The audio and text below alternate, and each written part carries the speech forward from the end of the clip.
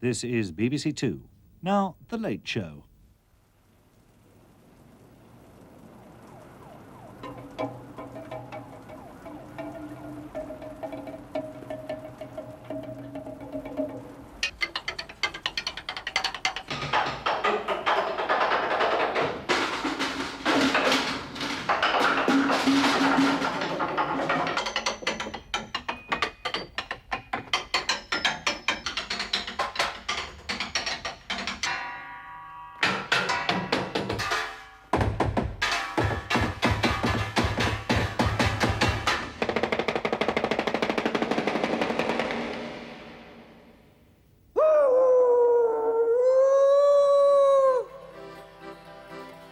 Right now the Late Show is on the air. Right now the Late Show is on the air. Because no other is on the air. Right now the Late Show is on the air.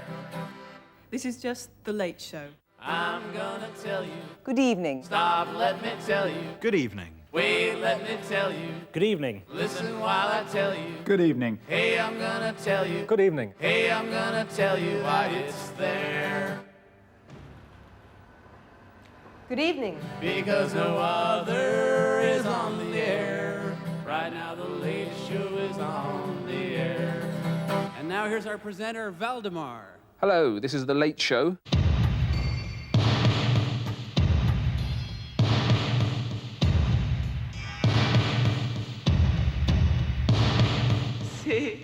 Good evening and welcome to 1001 Nights of The Late Show. After 6.5 years snuggled up between Newsnight and the Open University, The Late Show is about to come off the air for good. For the next 3 nights, we'll be marking the end of an era in arts television with a selection of highs and lows from the hundreds of hours we've broadcast, covering every aspect of the arts, media and popular culture. The Late Show started in January 1989 and ever since has tried to make sense of a rapidly changing world, from the fall of the Berlin Wall to the rise of the information age, from the satanic verses to pulp fiction, from art boom to art bust. Over the years that we've been on air, we've seen many careers come and go, and now we're in the unusual position of being able to curate our own retrospective. So sit back and enjoy 1001 Nights of The Late Show.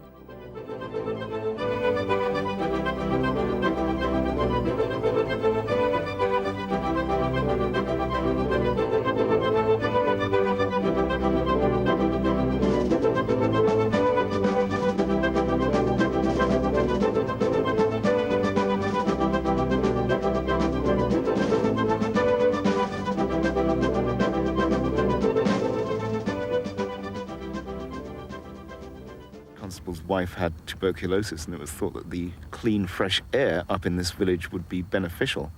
And I suppose because Constable was a landscape painter, then he must start making landscapes up in Hampstead. There's not that manicured landscape of Suffolk. And he didn't really know it. He didn't know every inch of ground as he'd known growing up as a boy in Suffolk. And so not unnaturally, he looked up.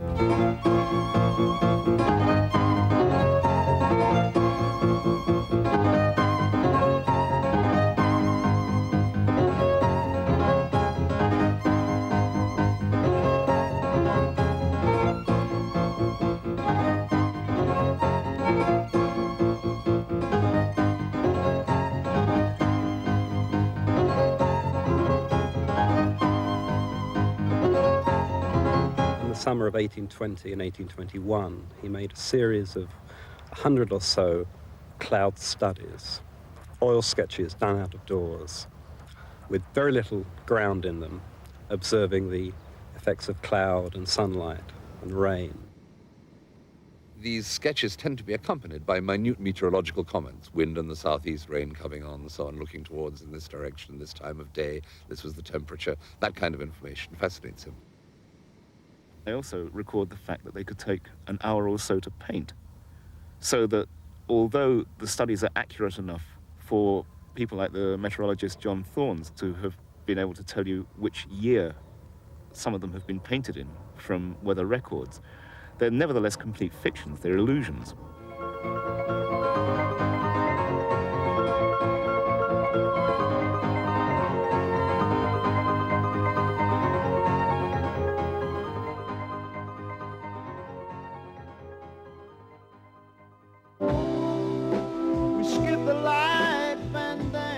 25 years, the New York-based monthly magazine Art Forum has been the Bible of the art world in America and Europe.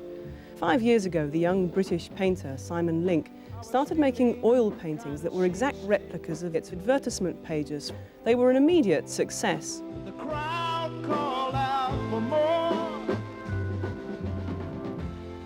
Did it seem right straight away when you started doing them? Yeah, Had you been doing things before that were less right? yeah.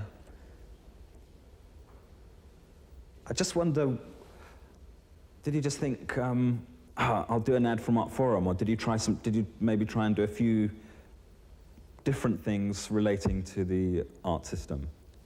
I forget.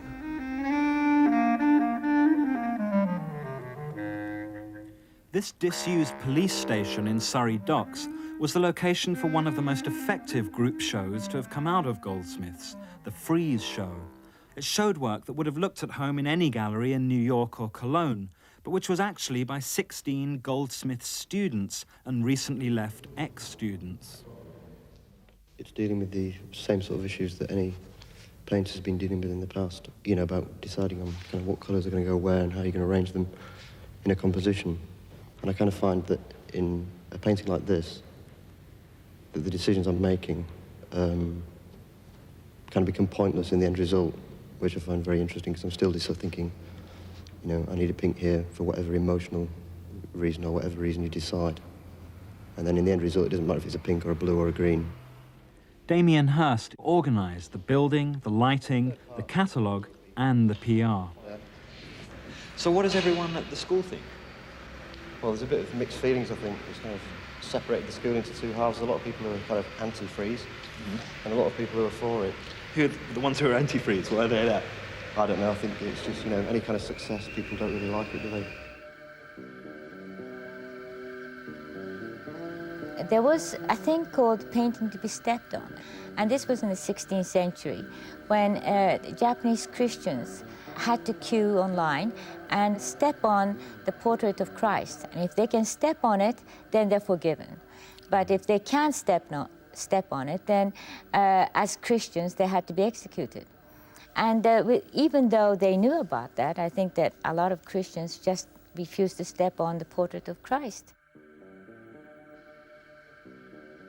Part of me admired the courage that these Christians had and felt that I wanted to be a person when I grow up, a person that would adhere to her principles as much as these Christians have.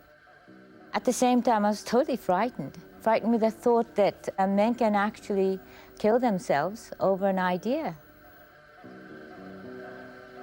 My ideas have changed.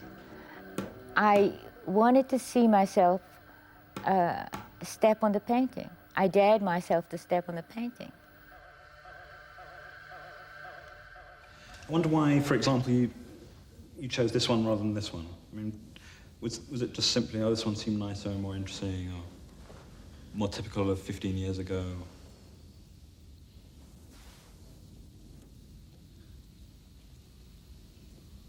It was an arbitrary decision.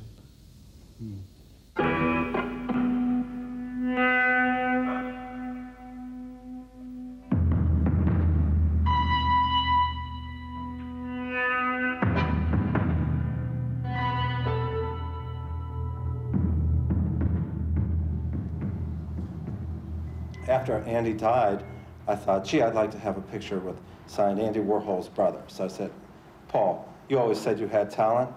Can you do me a few pictures? Just sign him Andy Warhol's brother. He did that. We decided on 2 ketchup bottles and 1 baked bean can. This ketchup bottle is one signed Andy Warhol's brother, Paul, and will be the only one signed that way. Because, to be honest, Paul has his own distinctive personality and his unique style. This was a product painting that I did. I put a double bean there, you know. And then I made a variation of 18 of these, you know. The same image, but same image, only smaller. Yeah. And these were the best sellers. We sold all 18 of them. I only made 18 of these, you know. What sort of price were they going for? These went for $2,000. Jeff Koons' long-awaited show was held in 3 different venues simultaneously: New York, Chicago, and Cologne. Each consisted of the same 18 ceramic and wood sculptures, manufactured in editions of 3 by top European craftsmen, following Koons' own designs. When I saw the Masaccio piece from The Expulsion and the guilt and shame on Adam and Eve's face, that's really what this exhibition's about. And this show tries to remove the guilt and the shame of the bourgeois. Koons' mission to help the bourgeoisie involves tweaking some of their favorite liberal values, as in his homage to the Italian porn star politician Cicciolina. I don't personally know Cicciolina, but I'm familiar with her and her work, and she is, to me, an absolute phenomenon. I enjoy so much looking at photographs of herself. She is a great communicator, and I think just a fabulous artist, one of the best artists in the world at this time.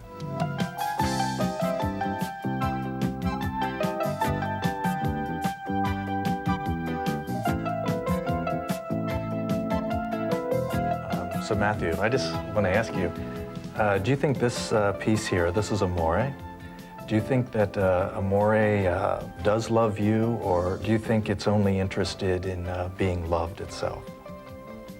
God, I think it loves me, Jeff.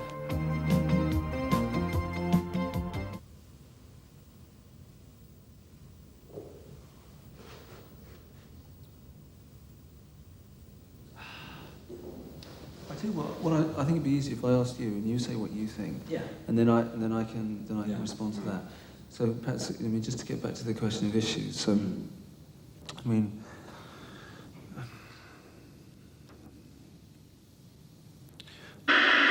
5 from the second. Second row's been very popular this week with you two.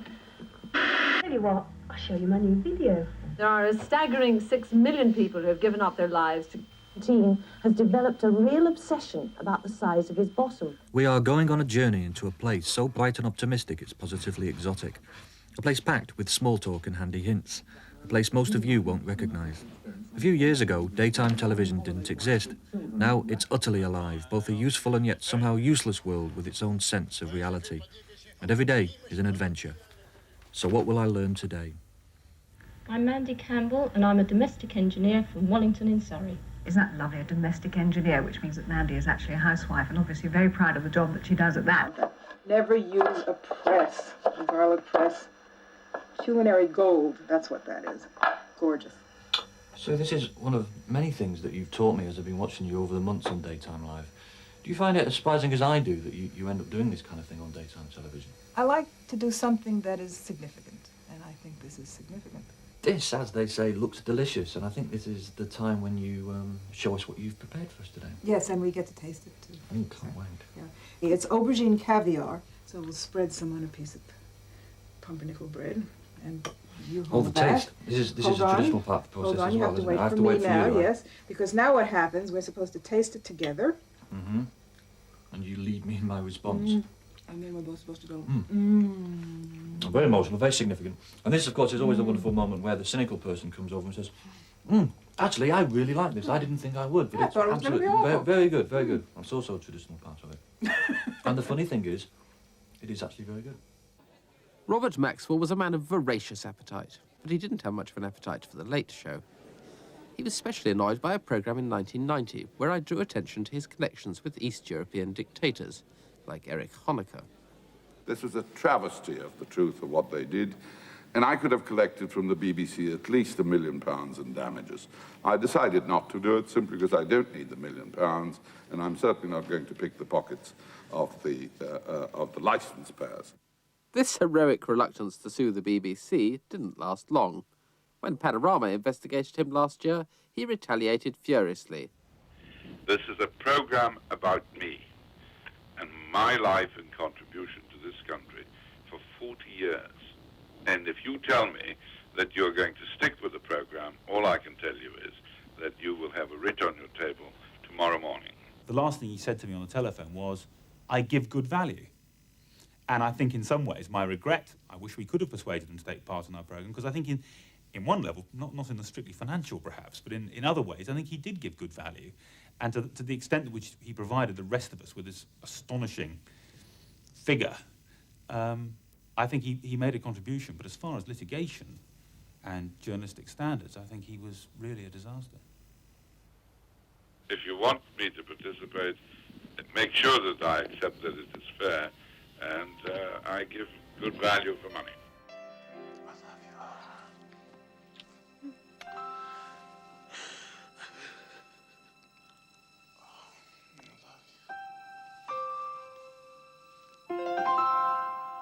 Somehow, it feels like the end of an era. 30-something was the comfort food of the late 1980s. Slightly sickly, but deeply reassuring. I used to stay home from school and watch all these shows. And I used to think, oh my God, is this the way life is supposed to be? At its best, it did for domestic trivia what Jacques Cousteau did for plankton. At its worst, it was like sitting next to a stranger at a dinner party who insisted on telling you their dreams. Either way, it was addictive. But now, cruelly, it's been taken away from us. And maybe it's time to grow up. I just don't get why this has to happen when things were going so well. I mean, I just don't understand it. The world of 30-something was a closed world. Within it, the geopolitical shifts of the last 5 years were documented by the hiring and firing of babysitters, or Brittany's teething problems. The collapse of the Soviet Union was eclipsed by the Stedmans having their kitchen refurbished, and the upsurge of ethnic conflict around the world was reflected in their wrangling about whether or not to have their son circumcised. But when a character did get politically motivated, and it was usually the hateful hope who had the monopoly on thin-lipped outrage, they always realised that the domestic world was greater than the real world. I read your article on ozone. I liked it. Thanks. Of course I'm afraid of nuclear war. And you. But as the series progressed, it became darker, thus sowing the seeds, one suspects, of its own disorder.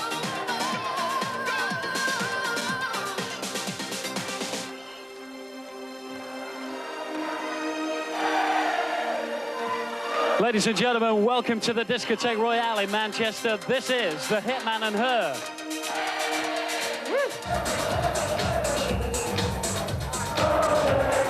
Does it feel like you've just done a television show? Well, no, it doesn't actually. It feels like you've done a jolly good night out. I like the idea that people actually going to see this at 4 o'clock in the morning. Do you ever think of that? Make some noise!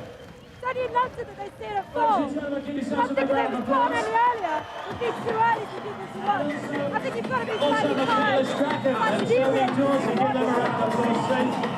Does it feel like you're involved in a television career?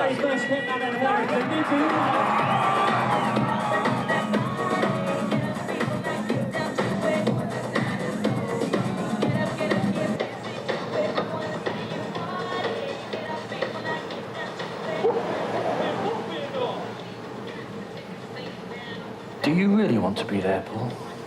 The answer, Paul, is that I'd rather not be here. Watching it when it turns up on your screen at about 4 o'clock, it never occurs to you that these people are real, that this is actually happening. Now that I'm here, I'm scared out of my wits. I don't want to be here. I want to go home. I want to watch it after it comes on after the American... The job we all have is to try and get the public to trust us, and to trust the composers, therefore. I get the feeling any minute now he's going to upset me. Oh, come on, Howard. I mean, come on, really. You've come in here with a terrible set of prejudices about what art should be, and you will not allow yourself to feel it. He clearly didn't like the magazine because we gave his book a bad review. Oh, that's absolute bollocks. If he were a critic like Giles Orty on The Spectator with a very small constituency... No, wait a minute. Excuse me, can I get in there? Are you saying you don't mind what... Are you saying you... There's no proof of that, whatever. Look, you were paid to say that at the time. You don't I'm not have to paid say to say it now. that. We You had were a paid to liar say that put that. then. You don't have to say We that had a now. liar No, make no. statements. Give it a rest. Who was Give it a involved in Watergate. Everybody knows. It is now proved that he wrote totally fake documents. Kennedy's resort to violence was very cheap. No, and very I easy. can't stand this kind of discussion. Wait a minute, Victor, They would say quite rightly. empathise? Yes, they would say quite rightly. Yes, of course I can empathise. I've come in here and I've cracked the crackling the way you're supposed to, and I've smelt the smells, and I've seen all the little signs and symbols that I'm meant to feel. I respond to those signs and symbols, and I say...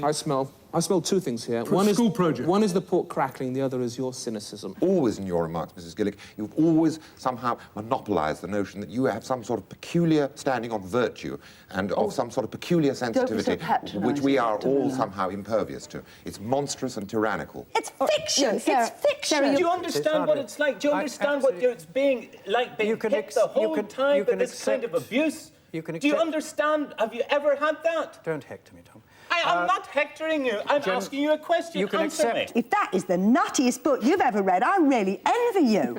I mean, lucky old you. Don't give me these patronising lessons, Peter. I know what art can do. Wait, let me finish. Let me answer. Let me answer the question. Yes, there are a lot of Shakespearean comments. You know, the Warren Commission is undoubtedly a cover. That was not something that was... Yeah, but that was not...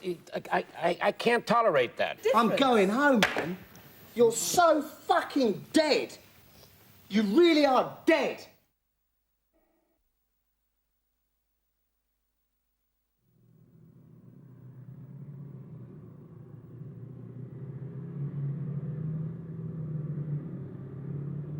At least 7,000 people have been murdered since last week in Peking. There are 7,000 more ghosts in China. Every culture has its own ghost stories, but Chinese ghosts are unique. Most of them have died as a result of some terrible injustice. When they reappear, it is usually to seek revenge. My father became a communist in his teens. He thought that communism could bring justice to China. He believed deeply in honesty and fairness. At the beginning of the so-called Cultural Revolution in the 1960s, he spoke out against the violent and ludicrous personality cult of Mao Zedong and the terrible abuses of power by the regime. He thought he would get a fair hearing, but his communist ideals, for which he'd fought and risked his life, failed to bring him justice. In fact, exactly the opposite. He was tortured, driven insane, and persecuted to death at the age of 54. To the end of his days, my father would not give in to crushing pressure and refused to bend his principles. The ghosts of my father and grandfather have been with me, particularly in these days, and above all, my father's courage. It is part of the Chinese tradition for people to embrace their death for higher principles. Today, we see the moving image of a lone young student halting a column of tanks. The fact that he might be crushed did not make him flinch. It is with the same willingness to look death calmly in the face that the students and the citizens gathered around their Statue of Freedom in Tiananmen Square, where many have now become ghosts. In the 1960s, the then dictator Mao Zedong banned all plays and stories about ghosts. He had so much blood on his hands that he must have been haunted day and night. Today's dictators will have the same nightmares. The ghastly ghost-making cycle in China will only come to an end when China's dictators go. The thousands of tragic deaths in Tiananmen Square have brought closer the day when China's ghost stories will only be legends of the past.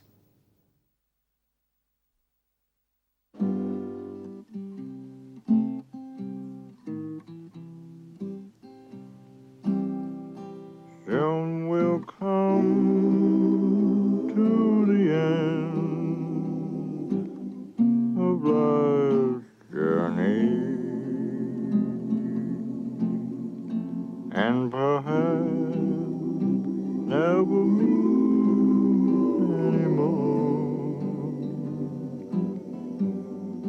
shall we gather in the heaven bright city, far away on that beautiful shore.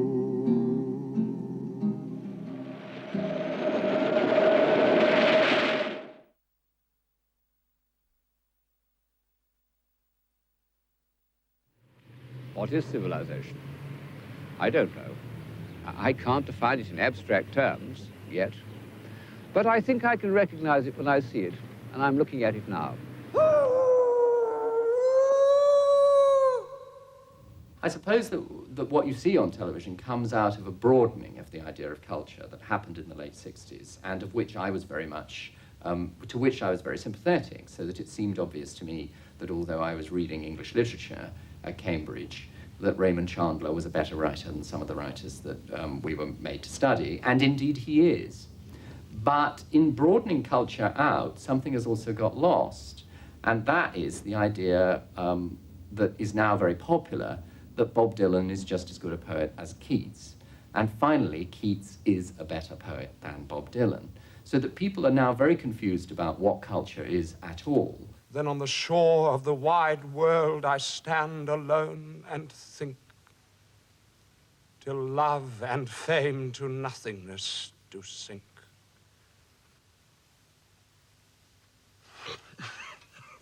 At a conservative guess, I'd say that Keats's poems are about 1,000,000 times better than Bob Dylan's, and you can make qualitative judgments. They're not just different, they're better. They stood the test of time, and they will stand the test of time.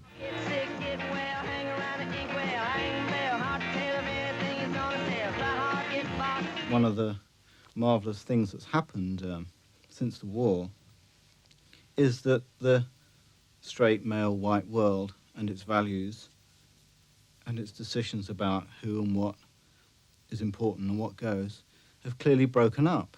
You cannot appeal to leavists anymore because somebody else will appeal to Otis Redding. I am highbrow. I can quote liberally from the works of Keats, and as a result of breeding and education, my sensibilities are finely attuned to the appreciation of poetic nuance. I look down on him.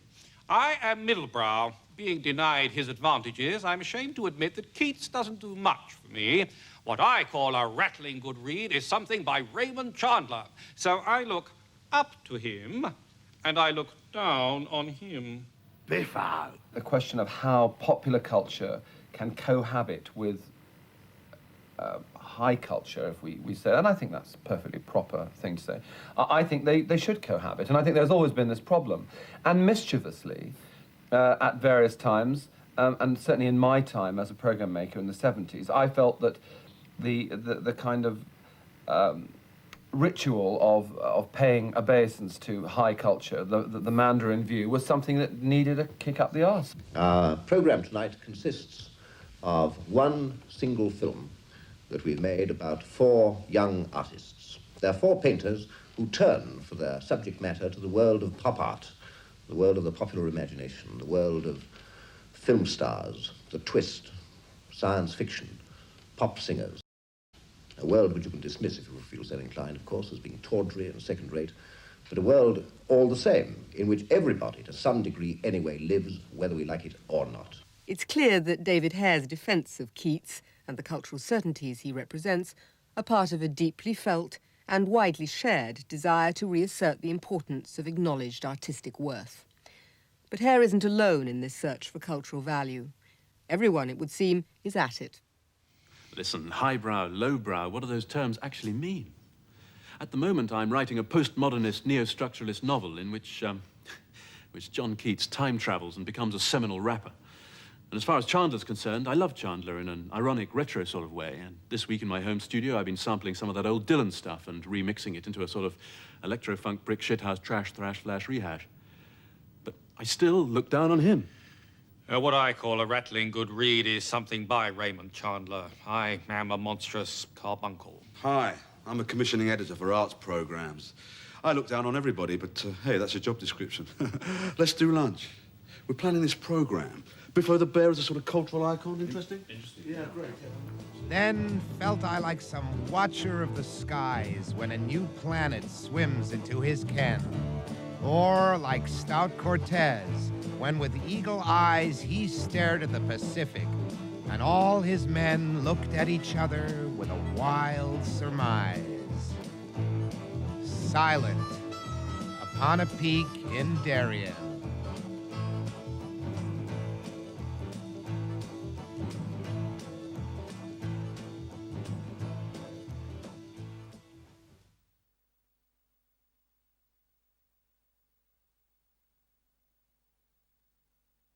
It was a way of extending my time with him. I knew that it was very limited, and by drawing him, I could stretch it out to the maximum.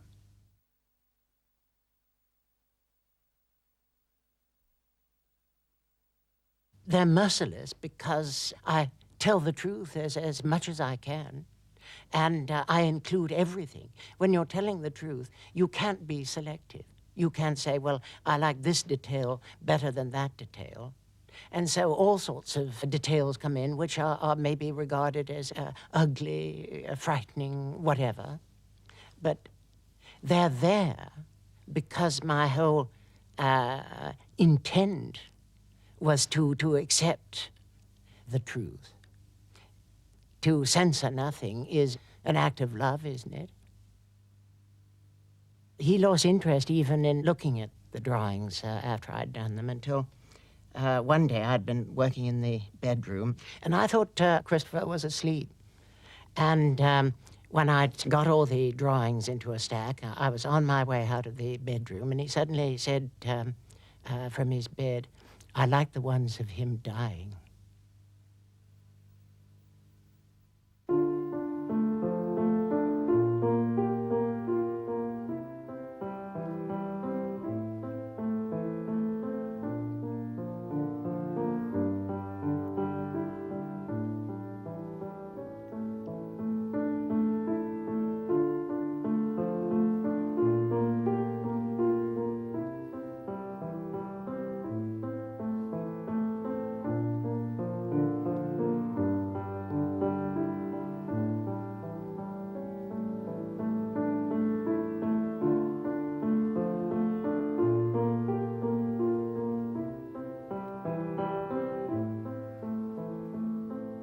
It is a fabulous mosaic. It's a fine novel. I think it's his best.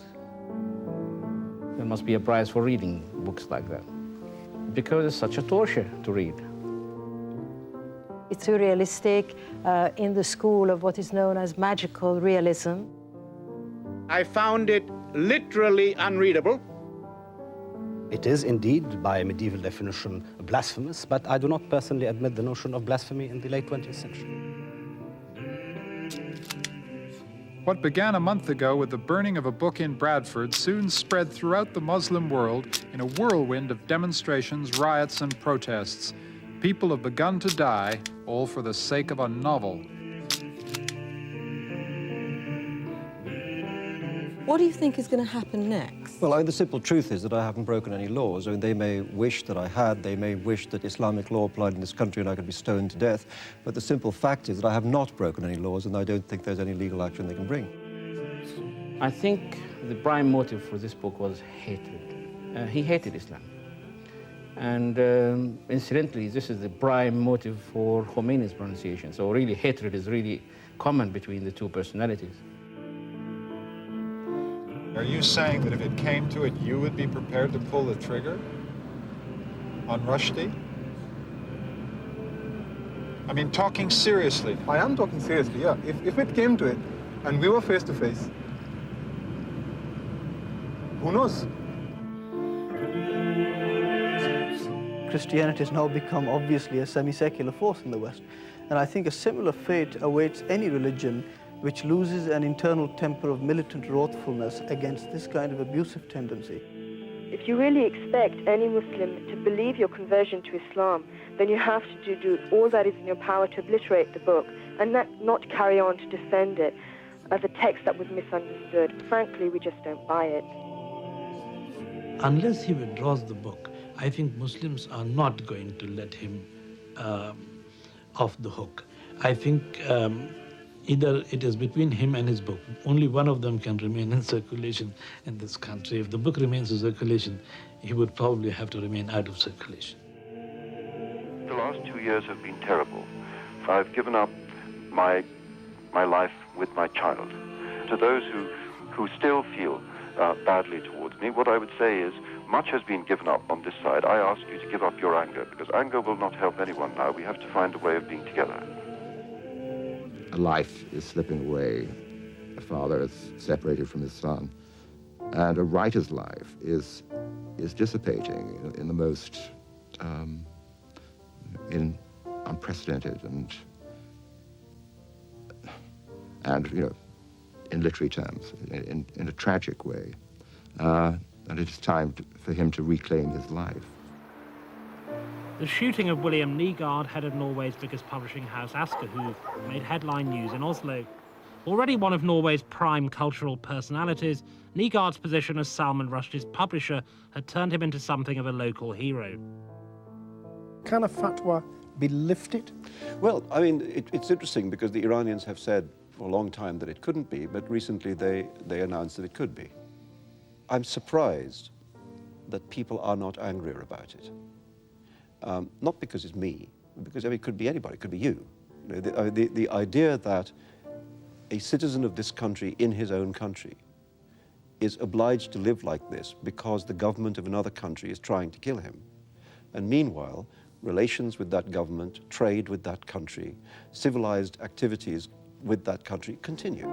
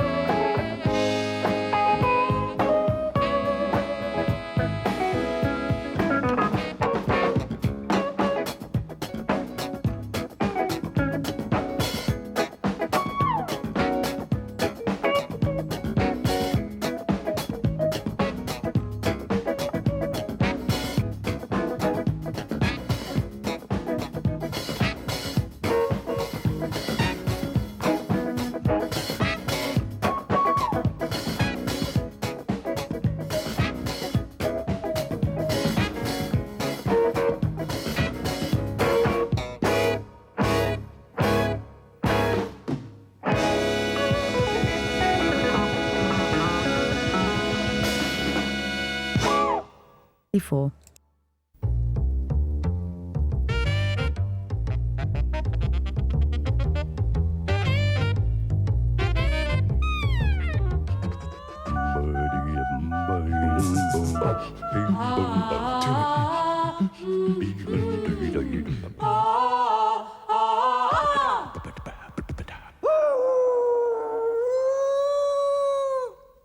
Good Good evening and welcome to the penultimate Late Show, the second of 3 programmes looking back over our 6.5-year tenancy of BBC Two's coveted Cocoa and Culture slot.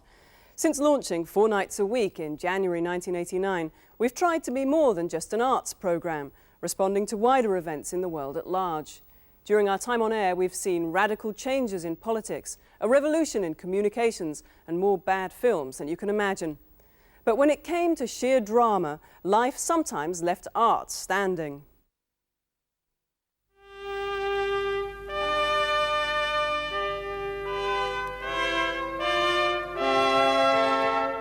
This royal throne of kings, this sceptred isle, this earth of majesty, this seat of Mars, this other Eden, demi-paradise. If you prick us, do we not bleed? If you tickle us, do we not laugh? If you poison us, do we not die? And if you wrong us, shall we not revenge? At 9 o'clock yesterday morning, out of a clear blue sky, the Prime Minister told Sir Geoffrey she wanted him to move. Residences also had to be sorted out. You take my house when you do take the prop that doth sustain my house. You take my life when you do take the means whereby I live.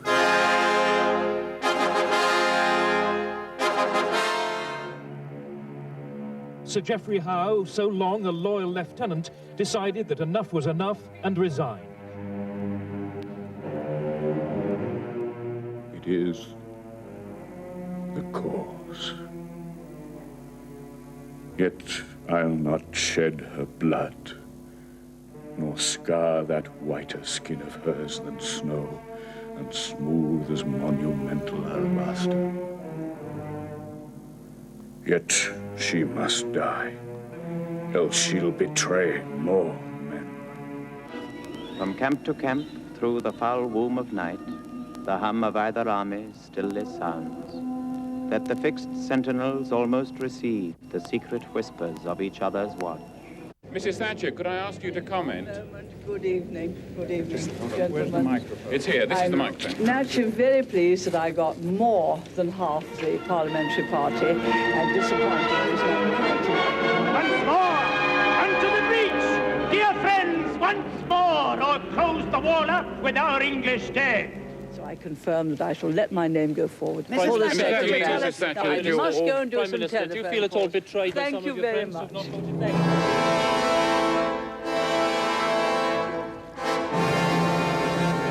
I do not believe we will see her like again.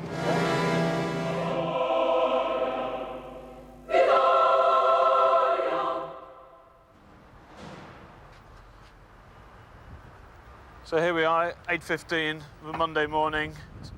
It's cold and chilly, and I'm on the Tory bus today. That costs £350. That's £50 more than the Labour bus, so I hope there's £50 extra value for money. More fun and more laughs.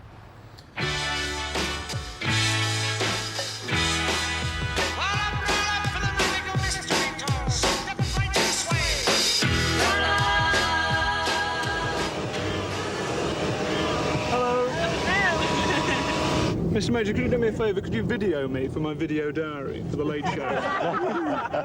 So Glenn is connected. Can you hang on to that? How do I work it? You just you turn it the other way around. It's working at the moment. So it's a wonderful piece of Japanese technology. And you put your left hand through there. I think this is untrue. No, it's working. It's working. I tell you what. No, it's working. Can I really see you? I can see you. You can see me. So this is a piece of camera. Would you mind putting your tie up? It looks absolutely lovely. And most of the British fashion industry would write repellent articles about you looking like that. Is that a bit Come better? on, throw your shoulders back, tighten your tie, take off your badge, show your teeth and comb your hair. Right, okay. So wait a second, I've got to do my piece of camera. This is a piece of camera by John Major, the Prime Minister of Britain, and I'd like to say that I heard his speech tonight and enjoyed it very much. More!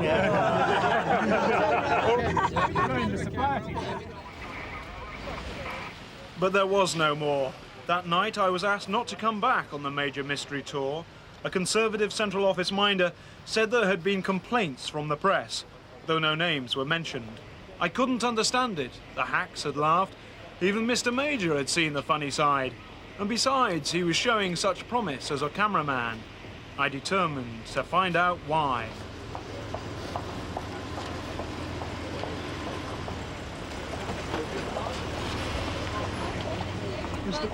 Mr. Major, you don't know why I've been bounced off the bus, do you? Mr. Major?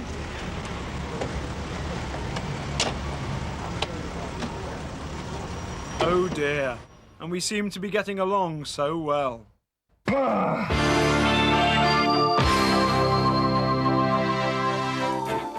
vacation in a foreign land. Uncle Sam does the best he can. You're in the army now. Oh, you're in the army now. Can you hear me, London? It was so difficult for everybody to work in these conditions, and it was very competitive. But when we were only Peter Arnett and me, everything was more difficult, especially for me, two Western journalists in Baghdad. And when I was trying to use the phone, he said, no, you can't. You are a competitor, and you can use the phone. He got upset in a Spanish dudgeon and stormed off. If he had been in any way reasonable, I probably would have accommodated him. In my point of view, it's very unprofessional, is to say for 3 days, I'm the only Western journalist in Baghdad. It was never claimed I was the only Western journalist. I was the only American television reporter in Baghdad. That was the only claim that was ever made. CNN has been invited to remain to cover the developing story, leaving the 3 CNN-man team the only Western journalist still in the country. One of the great devices is the two-way, the live two-way, where there is an accident, a political story, a football disaster. You go to your man or woman on the spot and you say, well, you know, we're joined now by Bill Bloggs, who's there. Bill, what's the latest? And that's fine if Bill is in a position to tell you what the latest is. The fact is, in Dhahran, you didn't know what the latest was because you weren't anywhere near the latest. The latest was happening 150, 200 miles away, or it might have happened in Riyadh.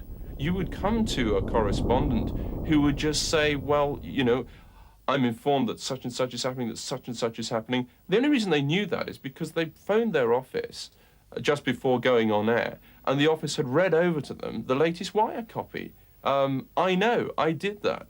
Alex, what's been happening? The latest news we have is that they've knocked out, as you may know, 6 sites and are still looking for at least 5. But it was quite funny, you know, people phoning up to get the latest information from London. We drove down to see this devastation. There was 19 kilometres of it, but it was fairly compact, very tight. Just a massacre. There was buses that looked okay until you stepped inside them and found the roof was like a colander.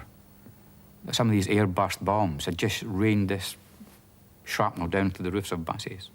A lot of them had got out and run, but we were, you know, the Brits and the Americans were bulldozing charred remains into holes in the ground either side of the road.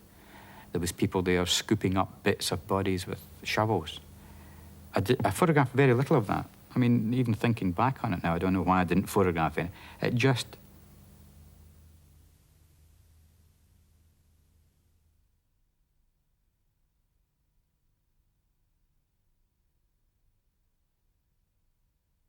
We're expecting a further briefing from Pan Am officials here at JFK any moment now. In New York, in the early evening of December the 21st last year, relatives and friends travelled out to Kennedy Airport to meet passengers on Pan Am Flight 103. Many arrived at the airport unaware that the flight had been blown out of the sky over Scotland, killing everyone on board. At the airport, relatives were greeted not only with this devastating news, but in many instances hounded and obstructed by members of the press. We went in and I said, well, we've got to ask somebody, and they happened to be someone, an official at the airport standing by, and I asked them what happened. And he said there was a plane that went down. And I said, what flight? And they said 103. And after that, all I recall is lights flashing in my face. I was actually standing quite close to Mrs. Boulanger that night here at Kennedy Airport, when she learnt the dreadful news about her daughter's death. What actually happened was that she lost control. She fell to the floor, screaming uncontrollably. At that point, about 15 television news cameramen began to zoom in on her as she lay spread-eagled, out of control, on the floor. Print photographers who were behind the TV news cameramen began yelling at them, telling them to get out of the way so that they could get a better shot of Mrs. Boulanger during her moment of grief. It was all very primitive and very ugly. Television pictures of Mrs. Boulanger were transmitted to millions around the world. And the following day, the New York Daily News put a picture of her on the front page of their paper. I looked at it and I said, how could they put this on the paper? I felt so violated. You know, this was the most painful moment in our lives. And someone chose to use that for their own goals, whatever those were. The decision to put Mrs. Boulanger's picture on the front page of the New York Daily News was taken by the editor, F. Gilman Spencer. I didn't exploit her. I took a picture of her, as I've explained it many times. I mean, you know, and I know that you were Simon Pure and you would never do a thing like that. You were there that night just for the hell of it, right? No, I can tell you what went through my mind because it caused me a lot of discomfort. I was there with the cameraman and I actually did tell him to get a shot of it. Why? I mean, here was this poor creature. And I felt very uncomfortable about what happened. And it was my feeling, really, that I wanted, because I was thinking like you at the time, that this would convey the full horror. It does. On reflection, a colleague of mine said, no, we can't use it. And I've thought about it a lot more, and I've spoken to the woman, and I do think it was a violation of her privacy. You know, it wasn't a violation of her privacy, or privacy, as I would say it. It wasn't a violation of that because it was a public number. We weren't sneaking into her house or doing it through a window. It was there in front of everybody. So it's okay to exploit and violate I'm not people exploiting her, goddammit. Now don't keep doing that. Don't keep doing that. You're using the word exploited. She used the word. That's fine. She should. She can say anything she pleases. But don't for a minute suggest that I'm exploiting her, because I'm not. Joris Pordnieks with his cameraman Andris Slapinch and Guido Zweigsner set off towards the gunfire.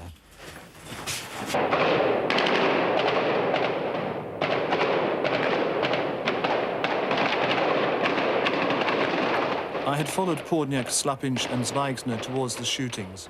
It was here, near the Interior Ministry, that both Slapinch and Zweigsner were shot.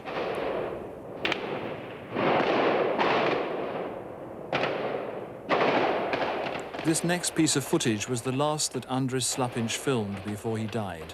Running towards him in the final frames is Joris Pordnieks.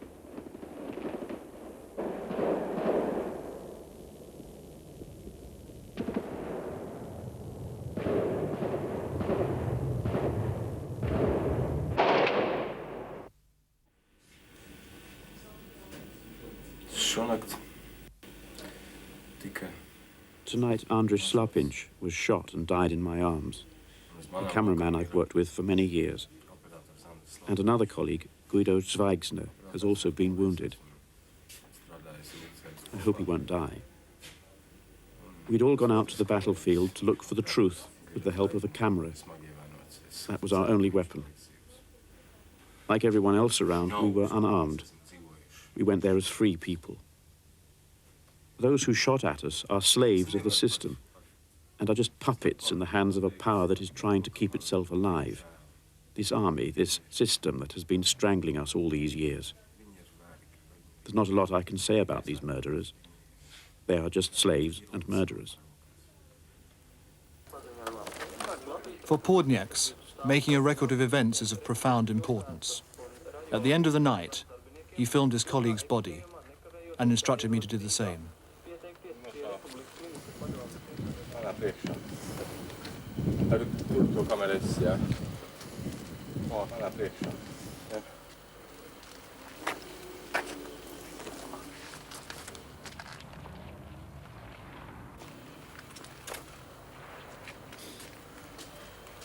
Andra, tuo nepiedois nimi, mistä rapsoot.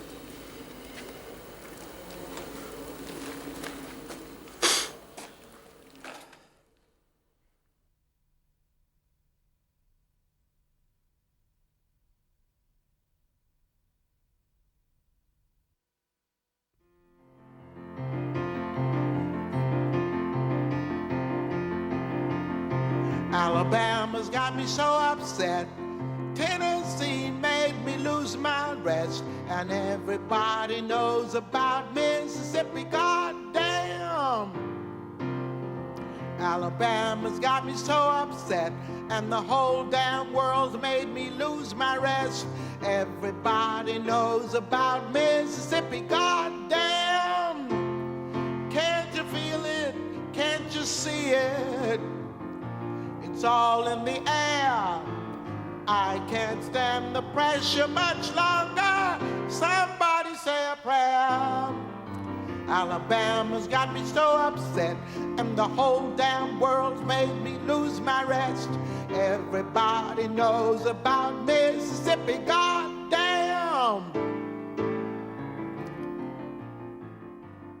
With me in the studio are our dream ticket of Tom Paulin, Alison Pearson and Tony Parsons. Yellow Pages is such an ugly, ugly publication. It seems to be aimed at the visually handicapped, I think. I think it does work best if you're a 19th century Norwegian. There is one columnist called Avril. Who is she? Big hairy chick, I think. I never heard of her, and she gets a photograph.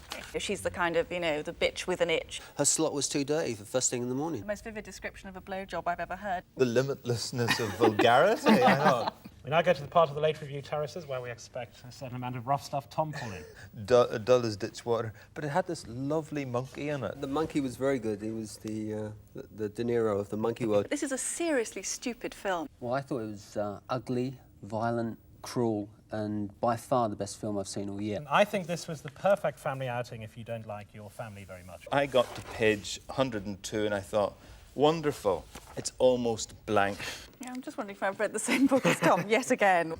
A blank page there. I felt relieved. I felt okay. I can stagger on through chapter 14. I'll get there eventually. I thought it was a fantastic novel. I honestly, I'm going to stand up for the man. It's very fulsome. It's operatic. It's apparently passionate. It's lyrical. It's poetic. I mean, it's nonsense. I found it unreadable. He's pushed as a kind of literary Danny LaRue. It's Conti board stuff. It's sort of sawdust and glue.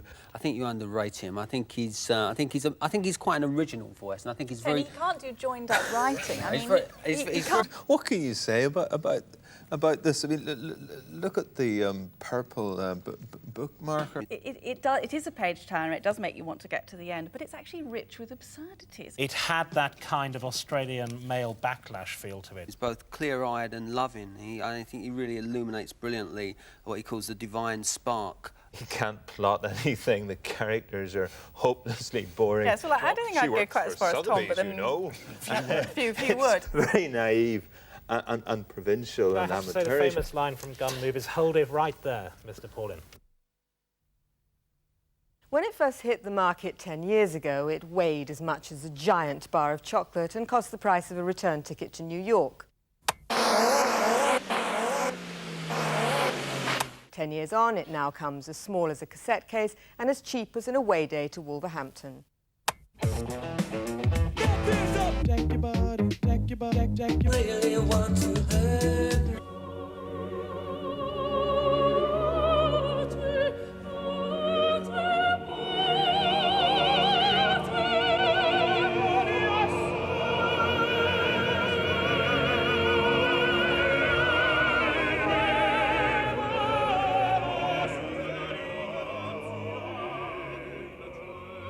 One way around the isolating experience of the Walkman is to make identical tapes with your friends, line them up right on time, and then listen to the same music at exactly the same time.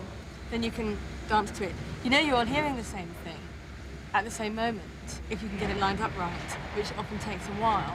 But that's a way of, in a sense, sharing something. Okay, so 1, 2, 3, go. There is a wide variety of sandwiches available at the button bar and a variety of hot snacks. I trust that you'll all enjoy as you journey. Thank you.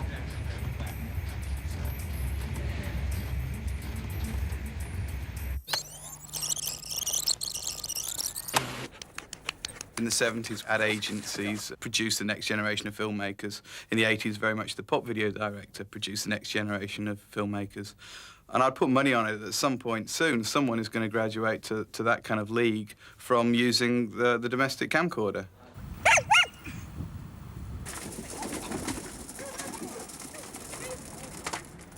Good morning and welcome to the Croydon Video Society Outcast broadcast. You can see how they do it on the telly. Is it out? Is it out? Right, that's it then. What are you doing? Just filming the dog running through putting the camera actually through to simulate the dog going through the tunnel. That's it. This is a camera boom arm that I've made out of bits and pieces from the garage. The idea is to get the camera higher and to be able to get overhead shots. You can also take it down quite low, and you can move the head around with the aid of this joystick. The view before the ball is bowled penetrates the cocoon of concentration in which a batsman encloses himself at the wicket. You get a sense of the isolation and claustrophobia amid which an innings is built. For the serious cricket fan, this image is the rough equivalent of those documentaries which place a camera inside the womb.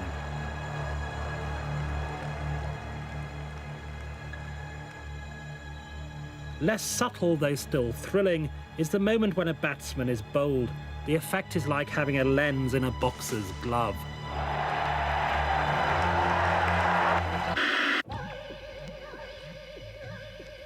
The terms that are kind of evolving are either a virtual environment or virtual reality or artificial reality. There's kind of a lot of references to that sense of a synthetic world that you are then placing the operator into, the idea of giving him enough information that he really feels like he's at that remote site. It's somewhat of an oxymoron, I guess. Artificial reality may sound like an oxymoron, but then we are living in a time of caffeine-free coffee and non-alcoholic beer. There's always been a virtual world. It's just that before now you've had to rely on others to get you there. The mass media, the bulk cultural carriers with their packaged tours of the imagination. You're forced to follow a novelist's route through it to see a filmmaker's view of it. There was no way you could explore it for yourself. Now, new media are being developed, which mean that you can. Space exploration has itself now entered a sort of artificial universe. Every one of NASA's major facilities has some sort of museum or entertainment center attached to it. The National Aeronautical and Space Museum in Washington, where crowds flock to touch a sample of moon rock. Spaceport USA at Cape Canaveral, where visitors can enjoy a Soleil Lumiere show on the moon landing. And newest of all, the Disney-designed Space Center at Houston, where a model of the American Skylab that plunged to Earth in 1979 is kept going in a state of suspended animation. As for the Russian space program, that's become a memorial to the age it initiated, its most precious relics sold off at Sotheby's to the highest bidder in a desperate attempt to raise hard currency. Ladies and gentlemen, a relaxation. Well, on this side, the left side, it rotates the chair in a circular It is in these forms that the space age is now experienced, as a heritage tour, a computer-controlled simulation, a theme park ride, not into outer space, but into cyberspace. Now, on the right-hand side, this is your main control. It's forward, back, left, and right. Each time you... In the beginning, God created the heaven and the earth. And the earth was without form and void. They call this NASA's Stonehenge. It was from here that the first Apollo rockets were launched. It's also the place of the American space program's first human sacrifice, with a cabin fire killing the crew of Apollo 1 as they awaited takeoff. Like Stonehenge, it's now hard to see what all this was for. At the time, it seemed natural to build these great monuments to technological progress. But now, the gods seem to have gone. The heavens are empty. No longer can we hear the roaring hosannas to science and reason once offered from these decaying altar stones. We close with good night, good luck, and God bless all of you all of you on the good earth. I have an interesting theory about satellite programs. Right? That if you look through the schedules, you find that a lot of them are really old programs. Now, you know when you look at a star, the light you're actually getting is thousands of years old. So we see a star explode, and the light only reaches us like 100,000 years later. Now, my theory is that when the programs actually leave the satellite, they're new programs, right? Like French and Saunders or something like that. But by the time they get into this dish, they've changed into the Lucy Show. It's an interesting scientific phenomenon.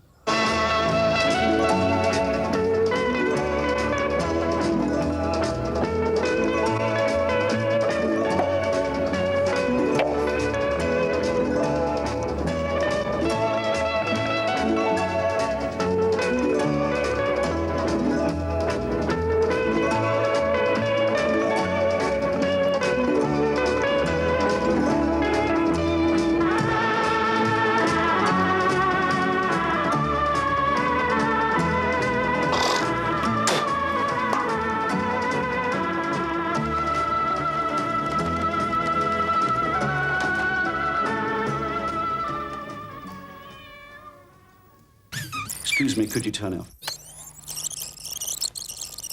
Excuse me, could you turn off? Excuse me, could you turn it off?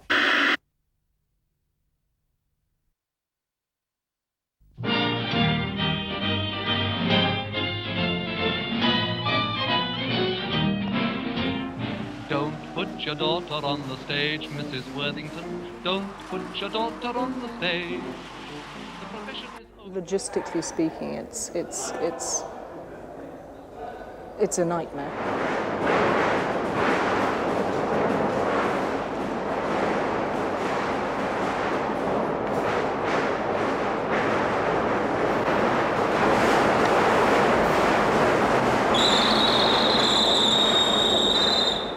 Marching faster? Maybe, but I mean, it may be that the answer is not to bring anybody via the stage, and I really need to look at it again, because there's so much going on. It's all so thrilling and exciting that I'd now like a sober look at it.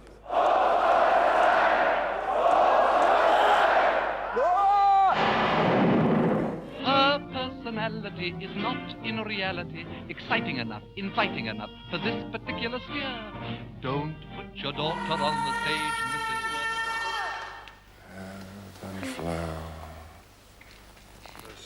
There's no point in working, to me, unless there's a conversation going on between the actors, the director, the script.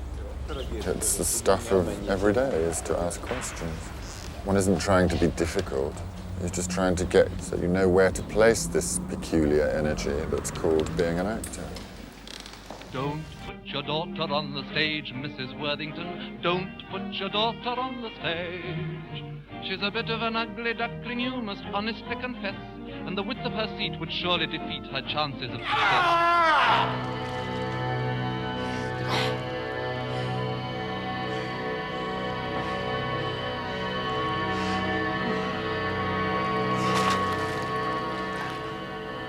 She emasculated him and then bathed herself in his blood.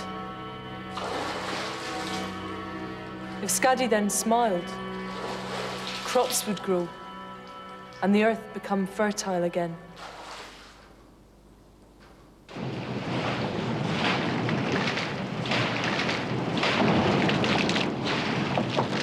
Theatre is a very ritualistic place to be, and a lot of things today are about communication, but they're never about communion. So the main difference between our way of working and other way of working collectively is that all the work is based on intuition, never on intellectual ideas. It's always on feelings, impressions. So that's why most of the works look more like collective painting or collective sculpturing more than theatre, actually.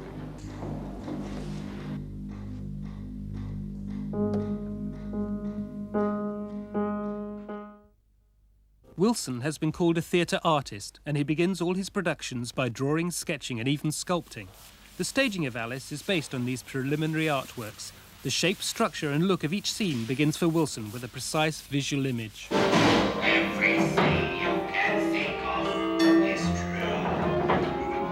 The fish ran away with the spoon.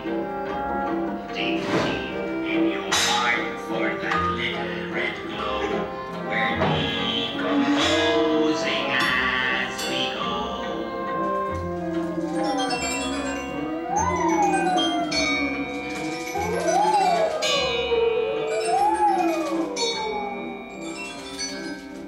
don't try to analyze it. I don't think about it psychologically. Usually if it rings a bell to me, then I say, okay, that's enough. And I trust my intuition.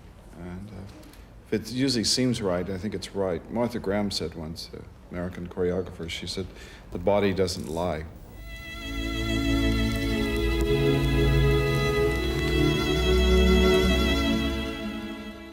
I'm fascinated by the movement of things, the whole nature of the way that you integrate movement of everyday life with action on stage, I find obsessively interesting.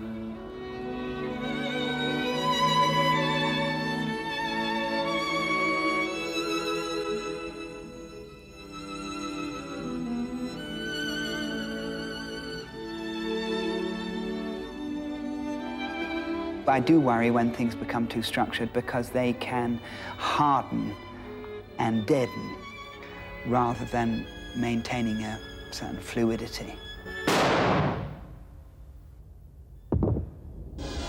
Let's go on with the show.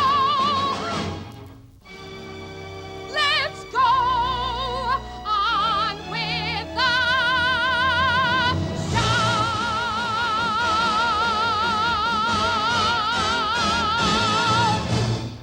Taking some of that on board, and in our own time, let's have a little go at talking about what it's like to be an actor.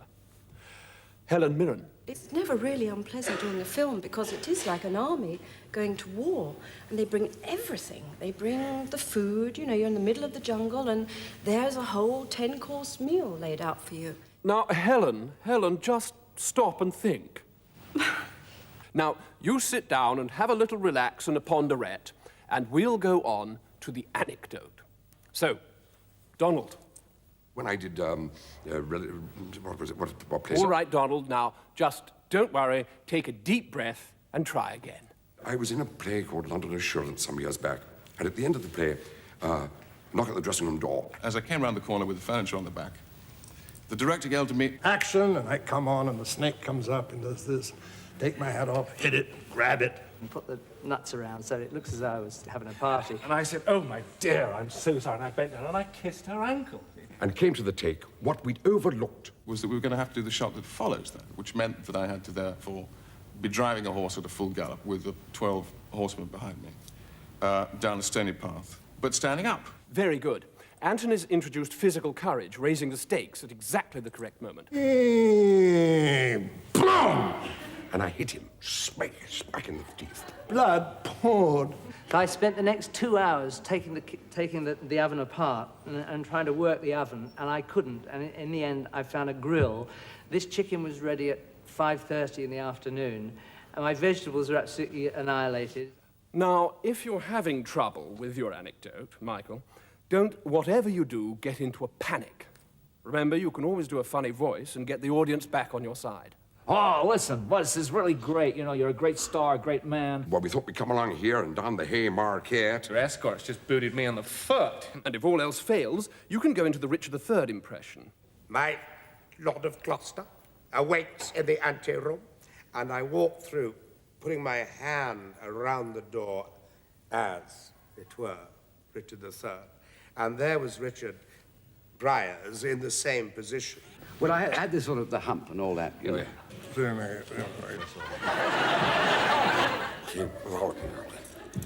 Anthony Andrews, watch out. Good evening from Bombay. All this week, The Late Show comes from India. Berlin. Italy. France. Ireland. Red Square.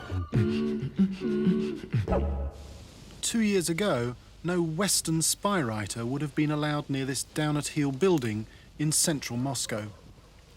But today, the KGB's falling over themselves to go public. Paul Greengrass. Is Yuri Kubeladze there, please? Mr. Kubeladze. Good morning. Yes. Hi, Paul Greengrass from The Late Show. Nice to see you. Thank you. Welcome to Russian intelligence. This is my card. Oh, thank you. Thank you very much. So this is not the KGB anymore? No. It's Russian intelligence. It's actually Press Bureau Russian intelligence service. or rather the Public Relations and Press Bureau of Russian Intelligence Service, which has nothing to do with the KGB. And KGB doesn't exist anymore, you know. PR is important for the Russian intelligence service. There's not much going for them at the moment. They're broke and in worldwide retreat with lots of inconvenient history to live down, so charm is all important. And we've got, by the way, your book here. Spycatcher. Yes, Peter Riot with Paul Greengrass. You have to sign this book for us. Okay.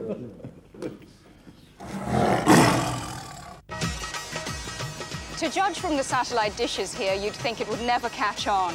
They're so enormous and so expensive that very few people can afford them. And yet, satellite TV viewing is growing faster in India than anywhere else in the world. The reason is the cowboy cable operators who've been flinging cables across the rooftops, linking up household to household, with the result that the number of families watching satellite TV has gone from 1 million to 8 million in under 2 years.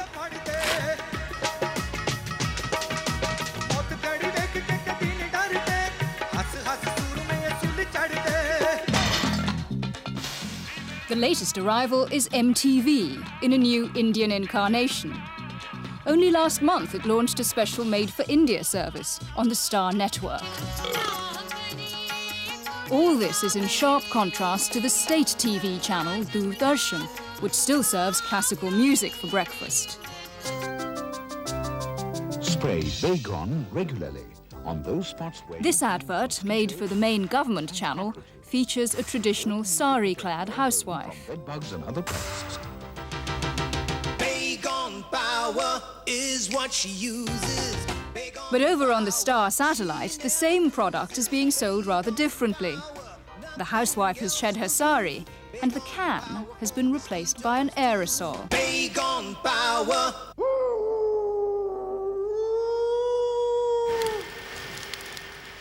I grew up in the 60s in the new Dublin suburb of Crumlin. We grew up almost apologising for not being men of Arran. But the future belonged to us, and there was one moment when we began to sense it. The moment we realised that the old order was changing happened at a dance here in the parish hall one night in 1968. The parish priest came in to find that the dancers were dancing too close together and that the lights were down too low. The dance was broken up and the dancers were sent home. That was a typical story from De Valera's Ireland. But what happened next was a story from a different time and a different place. The following Sunday morning at 10 o'clock Mass, just as the parish priest was about to begin his sermon, the dancers got up and walked out. A whole ocean of certainties ebbed away behind them out the church door.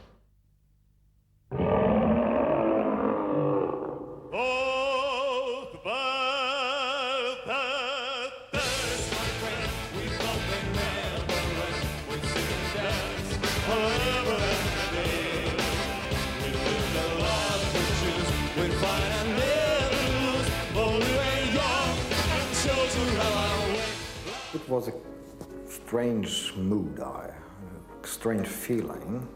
On the one side, a kind of melancholy. If people in East Germany are expressing now feelings of nostalgia towards Russian soldiers, I'm sure it's not a kind of communist nostalgia. It's a problem of losing a part of the old identity of the GDR.